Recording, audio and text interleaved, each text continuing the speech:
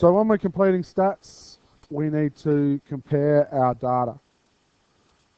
That's one of the reasons why we do statistical analysis, is because we want to compare two things.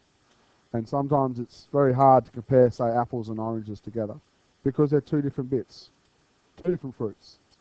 But statistically, we can compare apples and oranges if we collect the data correctly.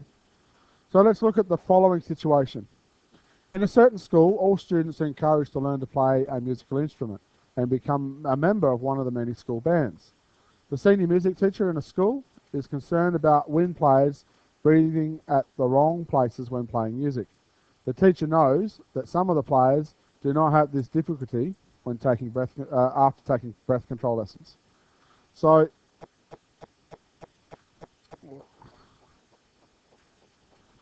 okay, just holding a tick. Apologise for that.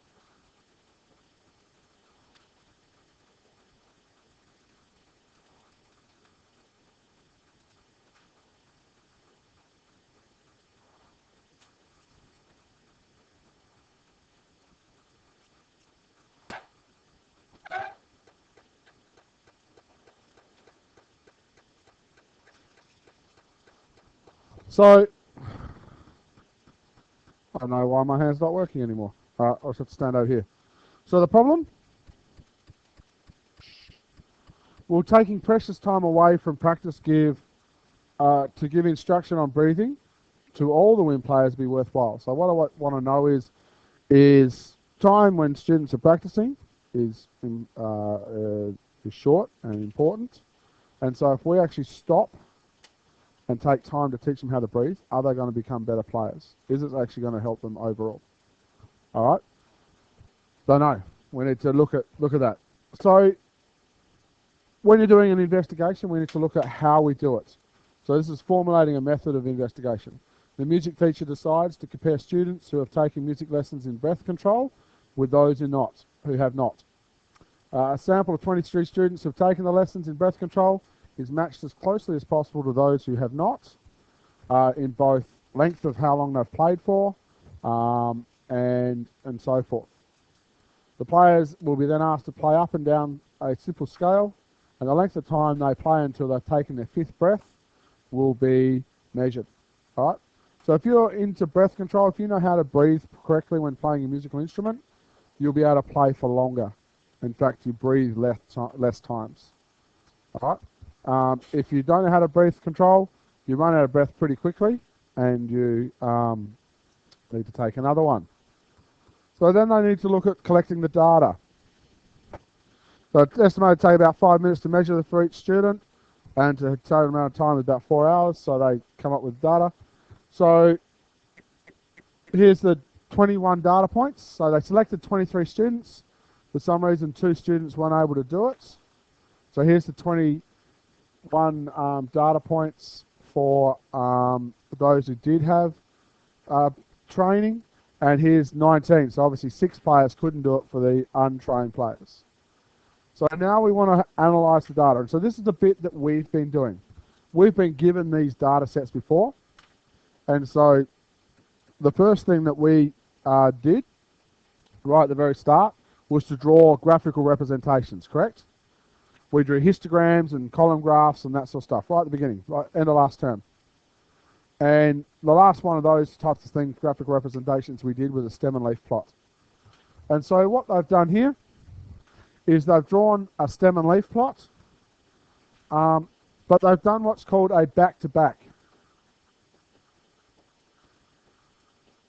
where they've got one out there, like we've traditionally drawn, but instead of drawing another stem plot somewhere else, they've drawn the second set of data, and they've just made it go backwards.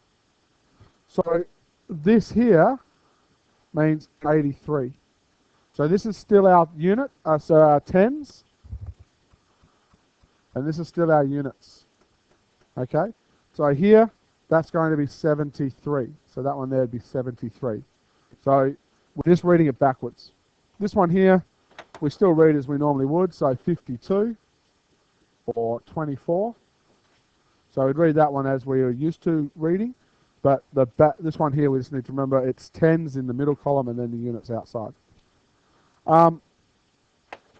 One of the reasons we draw stem and leaf is to get some sort of look at the spread. So if we have a look at the spread of this, it looks something like that, doesn't it? It looks reasonably symmetrical, yeah? Especially if we put a question mark around that data point, yeah? Looks pretty symmetrical. If we look at this one though, if we look at the other data point, the untrained players, it's almost bimodal, yeah? So we've got a big sort of contingent here, but there's a little bit of a hump here, isn't there? So either you can class it as bimodal, or it's definitely skewed. Yeah? And would this be positively or negatively skewed? Positively or negatively skewed? Because all the data's up, the skew bit's up in the positive data, isn't it? Higher numbers. All right? So either we could call it positively skewed, but to me it's a real close to being a bimodal set of data, which in some respects may not be unexpected from untrained players, would it? You think about it, some people just have natural ability. So think about football and netball players. Some players may not have done any football and netball training, but go out and play it and play really well with just a very limited amount of instruction, where some people are hopeless and have to do lots and lots of training to become good. So these guys here could just be these guys up here could just be natural. The other thing they've done is they've taken the 5-number summary. So I've got the 5-number summary. Have they written the 5-number summary down? No, they've just gone straight to box plots. Okay? So, I mean, writing the 5-number summary down is fine, but again, we prefer a visual element to this, so they've just drawn the box plot. But they did calculate where the outliers would be, and that's definitely an outlier. The 2.24 is definitely an outlier compared to the rest of the data there. And so we can see here, the untrained almost goes through the whole lot, doesn't it? But a fair bit of the data, over 50% of the data, is down below where the trained guys start. Yeah? So only 50% of the data here belongs in with the trained guys. There was, apart from this outlier, and it'd be interesting to investigate what that outlier was meant. Could have been someone who was crook, or someone who just didn't really care. Could be lots of different reasons. So what we do next is we've got our data and we interpret the results. So there's one outlier on untrained players. The median of the time for the trained players is higher than that for untrained players. The interquartile range, and if we ignore the outlier, the range for the trained players is smaller than that for the untrained players. So having the range and interquartile range are smaller. So up here, there's that range. There's that range. So smaller range means that the trained players are all bunched a lot closer together, and same with the interquartile range, they're all bunched closer together. So that means the data is a bit more compact. There's not less variance in the data. Indicating the trained players are more consistent from the stem plot. The players, the shape of the distribution for the trained players appears to be symmetrical, which is what we expect when we're doing this sort of statistics. We're aiming for a symmetrical curve. What these guys are the studies guys are looking at now called a normal distribution. That's what we expect when we're doing the statistical analysis. Whereas the untrained players appear to be bimodal. Remember I talked about this mode up here and then possibly a mode down there. If nothing, massively skewed. From this it can be conjectured that the training players in breath controls increases the ability to play for longer without the need to take extra breaths. Yeah? You see how that works? So I mean, trained players all up this longer time, because remember this is how long they played in seconds. So these guys played for a lot longer than the majority of these guys. Yeah? So they shifted up that direction from there. What else we need to look at? we need to consider some underlying assumptions.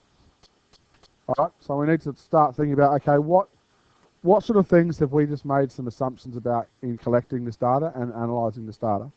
Because we need to make sure those assumptions aren't going to change what the data actually looks like.